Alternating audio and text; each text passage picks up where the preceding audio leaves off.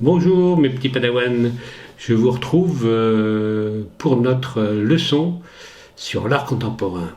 Mais avant de s'intéresser à l'art contemporain, je voudrais d'abord introduire, parler avec vous, débattre de certaines notions. L'énorme mot, l'art d'abord. Qu'est-ce que l'art? Vaste question. Ce qu'on peut en définir, ce qu'on peut en dire, ce qu'on peut raconter, parce que c'est aussi une histoire qui est derrière tout ça, c'est que ça commence il y a très très longtemps. L'art n'est pas que contemporain, il n'est pas que moderne, il n'est pas que classique. Autrement, ça ne remonterait que à la Renaissance, voire peut-être avec l'art sacré au Moyen-Âge, voire avec les premières statues, les chefs-d'œuvre romains, grecs, etc., à l'Antiquité. Non, c'est encore plus ancien que ça. Une forme d'art est apparue dès qu'il y a eu des hommes qui ont eu un besoin, une envie et surtout la possibilité de raconter leur quotidien. Qu'est-ce qui se passait autour d'eux? Une nécessité. On ne sait pas ce qui se passait exactement dans leur tête, mais au fond des grottes est apparu. Alors, jusqu'à il n'y a pas longtemps, on croyait que ça remontait à des temps pas si anciens que ça. Néolithique, avant le néolithique, le paléolithique. On peut dire que les premières découvertes, comme Lascaux, etc., nous ont fait croire que ça pouvait être à peu près 20 000 ans avant Jésus-Christ. Lascaux, c'est 17 000 ans, ou quelque chose comme ça.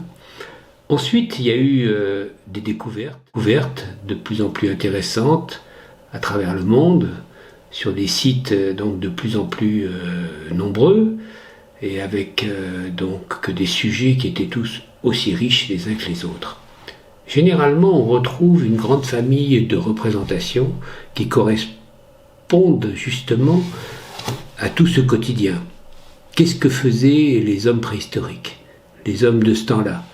Ils chassaient, ils pêchaient, ils couraient la campagne, ils allaient en reconnaissance justement pour prévoir de nouvelles chasses, pour voir à quoi ressemblaient de nouvelles terres. C'était des nomades, de temps en temps ils stationnaient, ils devaient rester un certain temps dans un territoire jusqu'à ce qu'il n'y ait plus assez de gibier ou jusqu'à ce qu'ils aient envie de trouver de nouvelles terres. Et donc, ils vivaient dans des grottes, dans des cavernes, et en ce temps, justement, on s'est demandé pourquoi est-ce que certaines de ces cavernes sont décorées. Les techniques sont souvent assez élaborées, avec des pigments. Déjà, on trouve les mêmes pigments qu'on va retrouver un petit peu plus tard, c'est de la terre écrasée. C'est pour ça qu'on ne trouve au début qu'un certain nombre de couleurs, de teintes, de nuances. Ce sont des ocres, ce sont des gris, ce sont des blancs, des bruns, etc. Mais on a une petite gamme. L'artiste pariétal, si on peut appeler ça comme ça, il ne se vivait pas comme artiste, j'imagine, mais donnait à voir le résultat et qu'il pouvait s'exprimer. Alors, on va voir ce qui est représenté. Il n'y a pas de sens, à mon avis, d'esthétique, quoique on voit la maîtrise d'un certain nombre de ces réalisations. Des aurochs, des phacochères, des chevaux, on croit apercevoir des lions ou des léopards, etc. Toute une myriade d'animaux. On est dans un univers qui est très chamanique. On croit aux forces de la terre, du ciel, on croit qu'il faut invoquer les esprits. Au Japon, on parle des kami, les esprits de la forêt, les esprits des animaux. On prie les animaux pour bien vouloir nous accorder une bienveillance. Dans d'autres pays, Philippines, Indonésie, on est aussi sur ce genre d'approche chamanique, animiste. Et donc, on peut croire que ce début de l'art, que cet art des cavernes, est un art qui repose sur l'invocation à de bonnes chasses, l'invocation peut-être à une vie meilleure. C'est pas encore du sacré, mais ça commence à y ressembler.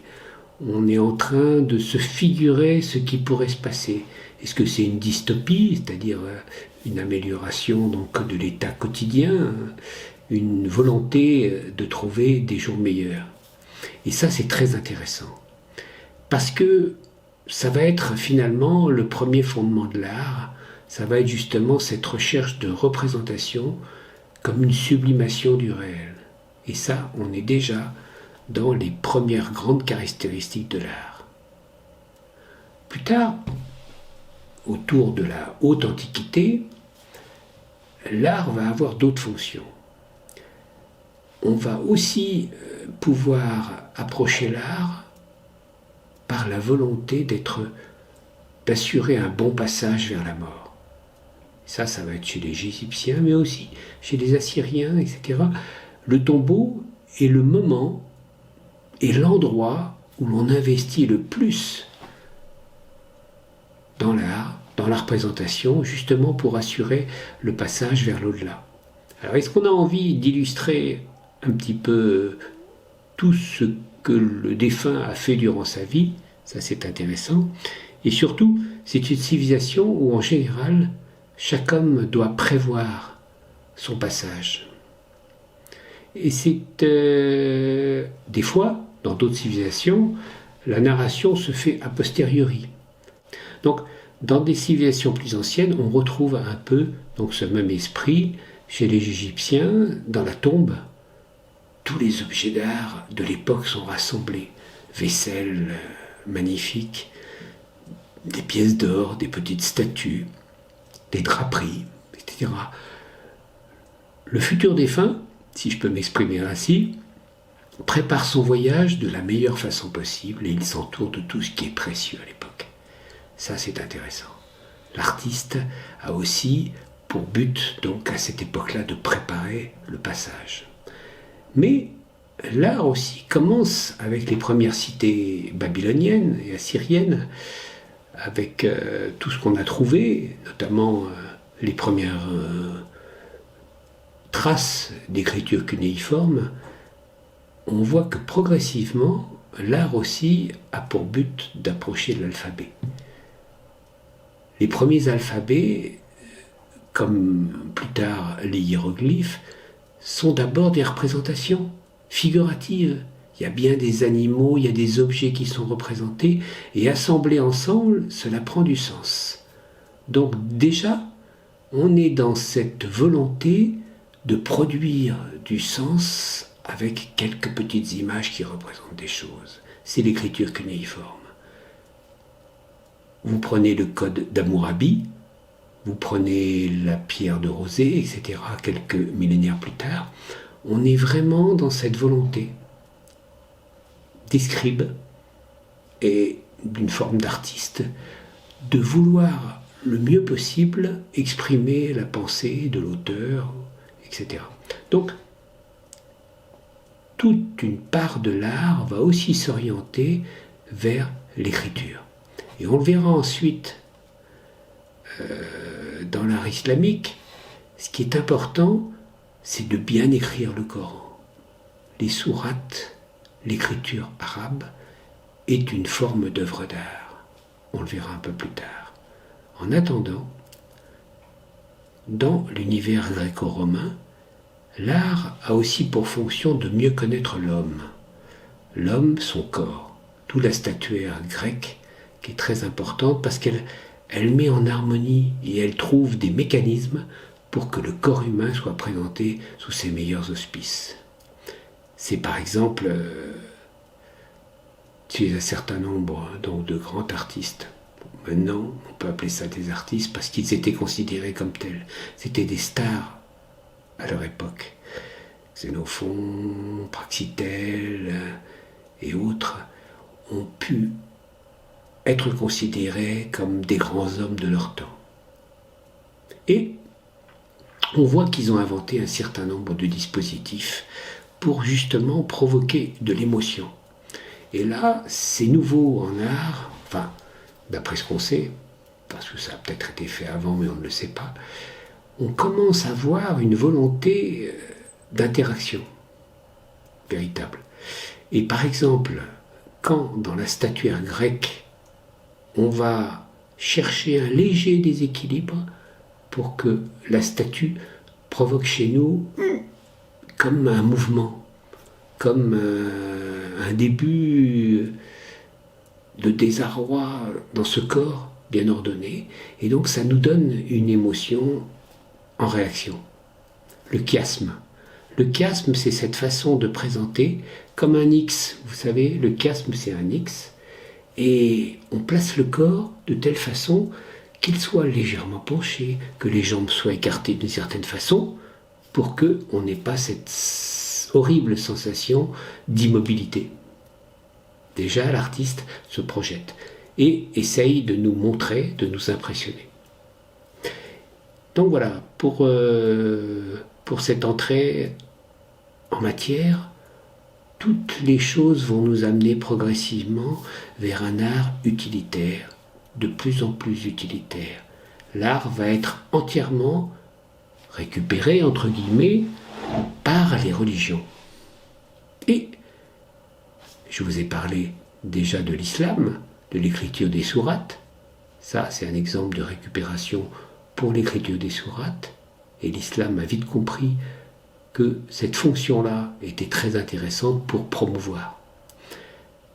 La chrétienté a aussi très bien compris comment on pouvait se servir des artistes, qui n'étaient pas à l'époque forcément considérés comme des stars, mais qui ont leur importance pour faire passer les messages. Entre autres, les retables. Vous savez, dans les églises, ces grands tableaux en plusieurs panneaux. Moi, généralement, c'est 3 panneaux, mais il peut y avoir aussi donc que des 10 tables, 2 panneaux. Et les retables, ou triptyques parfois, permettent d'illustrer un certain nombre de choses. Déjà, sur un triptyque, on peut commencer à raconter une histoire. Il y a plusieurs scènes qui sont mises en opposition ou en complément. Avec les retables, il y a aussi, dans les cathédrales, essentiellement, mais déjà dans l'art roman, bien que plus modestement, on a les vitraux. Le vitrail, c'est la bande dessinée du Moyen-Âge. C'est ce qui permet d'expliquer les Écritures au peuple.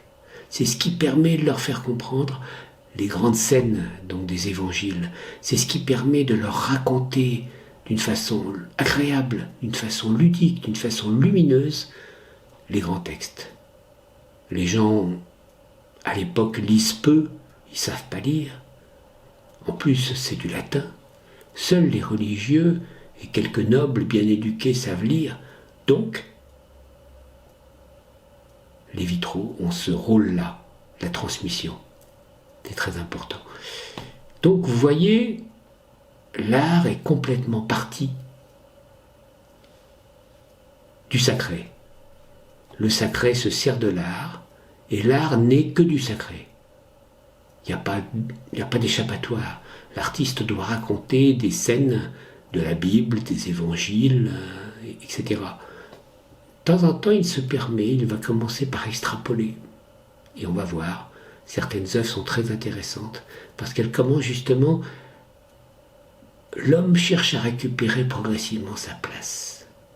C'est-à-dire que, en parlant de Dieu, on parle aussi de l'homme. Et ça, c'est intéressant. Et ça va nous amener progressivement vers la Renaissance. Où, lors de la Renaissance, c'est pas une période précise, très très précise. On ne s'est pas dit du jour au lendemain, tiens, on n'est plus au Moyen-Âge. Ah, c'est la Renaissance. Chic. Non, c'est plus complexe que ça. Le Moyen-Âge est une période sacrée qui dure. Et la Renaissance, c'est une sorte de prise de conscience de l'homme qu'il doit s'améliorer, qu'il doit être beaucoup plus parfait et arriver à s'enrichir. Et l'artiste va être dans cette même école-là. L'artiste va s'autonomiser, prendre son envol, ne plus simplement se cantonner à des sujets sacrés, mais on entre dans un art profane. Et là peut vraiment commencer l'aventure de l'art. Merci pour votre écoute. À bientôt.